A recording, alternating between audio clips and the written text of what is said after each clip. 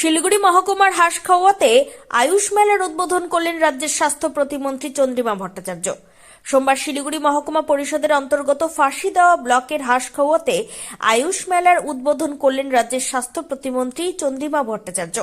এছাড়া এদিন উপস্থিত ছিলেন দার্জিলিং জেলা মুখ্য স্বাস্থ্য আধিকারিক তুলসী প্রামাণিক, শিলিগুড়ি মহকুমা পরিষদের সভাধিপতি অরুণ ঘোষ, শিলিগুড়ি মহকুমা পরিষদের কর্মাধ্যক্ষ আইনুল হক, ফাঁসিদেওয়া ব্লকের বিডিও বিপ্লব বিশ্বাস, ফাঁসিদেওয়া পঞ্চায়েত সমিতির সভাপতি রীনা এক্কা সহ স্বাস্থ্য আধিকারিকরা।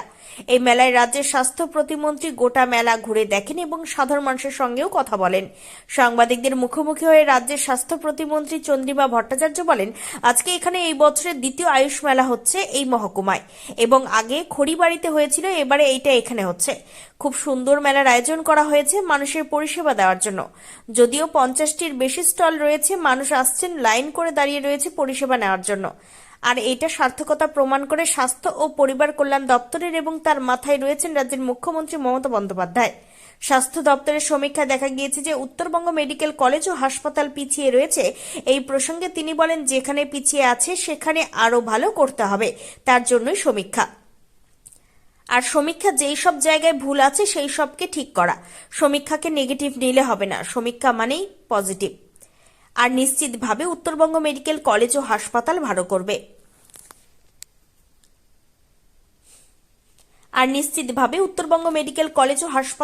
করবে।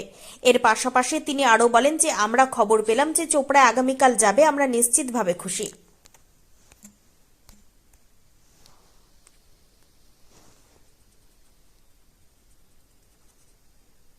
আজকে আয়ুষ মেলার উদ্বোধন করলেন, কি বলবেন সেখানে? আজকে এখানে এটা এবছরের দ্বিতীয় আয়ুষ মেলা হচ্ছে এই মহকুমায়, এবং আগে খড়িবাড়িতে হয়েছিল, এবারে এটা এখানে হচ্ছে ফাঁসিদেওয়াতে। তো খুব সুন্দর মেলার আয়োজন হয়েছে, বিভিন্ন পরিষেবা মানুষের কাছে পৌঁছে দেওয়ার জন্য 50টিরও উপরে স্টল রয়েছে এখানে। মানুষ আসছেন, আপনারা দেখছেন যে ভিড় করে দাঁড়িয়ে আছেন মানুষ পরিষেবা নেবার জন্য। এটা সার্থকতা প্রমাণ করে স্বাস্থ্য ও পরিবার কল্যাণ দপ্তরের এই রাজ্যের, এবং তার মাথায় রয়েছেন মাননীয় মুখ্যমন্ত্রী মমতা বন্দ্যোপাধ্যায়। আচ্ছা, স্বাস্থ্য দপ্তরের যে সমীক্ষা প্রকাশ করা হয়েছে তাতে উত্তরবঙ্গ মেডিকেল কলেজ পিছিয়ে আছে এবং নতুন একটা মেডিকেল কলেজ সেটা এগিয়ে আছে, কি বলবেন বিষয়টা? না, যেখানে পিছিয়ে আছে সেগুলো আরো ভালো করে করতে হবে, তার জন্যই তো সমীক্ষা। সমীক্ষা তো যেগুলো যেখানে যা ভুল আছে সেগুলোকে ঠিক করার জন্য। সবকিছুকে নেগেটিভ নিলে হবে না, সমীক্ষা মানে পজিটিভ, এবং সেই পজিটিভটা ইতিবাচক দিকটা হলো যেখানে নিজেকে নিজের সমালোচনা তো করতে হয়, আত্মসমালোচনা করা অন্যের সমালোচনার আগে, সেটা রাজ্য সরকার করে, কোথায় কি আছে দেখে সেটা করছে। সেখানে উত্তরবঙ্গ নিশ্চিতভাবে আরো ভালো করবে। বিভিন্ন হাসপাতালে পর্যাপ্ত চিকিৎসক নেই, চিকিৎসক কম আছে, ভুগছে।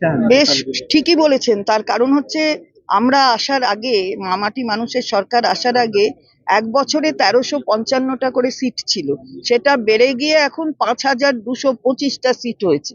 তো তাদের তো বেরোতে হবে ডাক্তার হয়ে, আর একটা সম্পূর্ণভাবে তাদের সব রকমের মানে চিকিৎসা করবার যে স্পেশালাইজেশন, সেগুলোকে করবার জন্য একটা ডাক্তারের 14 বছর লাগে। তো এখন সেটা সবার সময় হয়নি।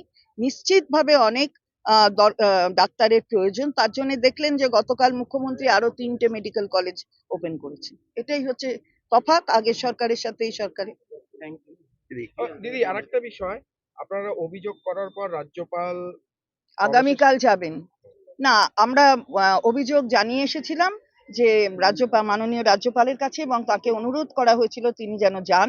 তো আমরা খবর পেলাম যে তিনি আগামীকাল চোপড়ায় যাবেন, সেটা আমরা নিশ্চিতভাবে খুশি। তিনি বলেছিলেন তিনি যাচ্ছেন।